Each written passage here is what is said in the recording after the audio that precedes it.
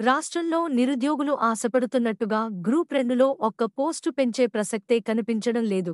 కనీసం అలాంటి ఆలోచన కూడా కాంగ్రెస్ ప్రభుత్వానికి ఉన్నట్టు లేదని తెలుస్తున్నది.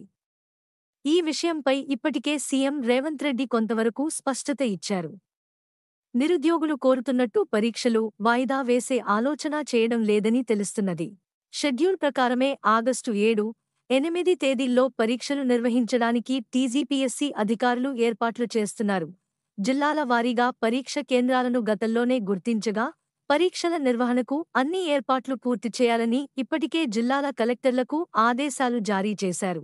ప్రశ్నపత్రాలతో పాటు పరీక్షలకు నిర్వహణకు కావాల్సిన సామగ్రిని సిద్ధం చేస్తున్నట్టు టీజీపీఎస్సీ వర్గాల ద్వారా తెలుస్తున్నది. గ్రూప్ 2లో 2000 పోస్టుల సంఖ్యను పెంచుతామని గత ఎన్నికల ముందు కాంగ్రెస్ పార్టీ ఇచ్చిన హామీని ఆ పార్టీ తుంగలో తొక్కిందని నిరుద్యోగులు ఆందోళనకు దిగుతున్నారు. మా యూట్యూబ్ ఛానల్ చూస్తున్నందుకు ధన్యవాదాలు.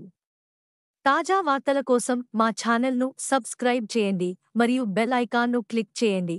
తద్వారా మా కొత్త వీడియోలు మీకు వెంటనే అందుతాయి. మీ అభిప్రాయాలు కామెంట్స్లో పంచుకోండి. తదుపరి వీడియోలో కలుద్దాం.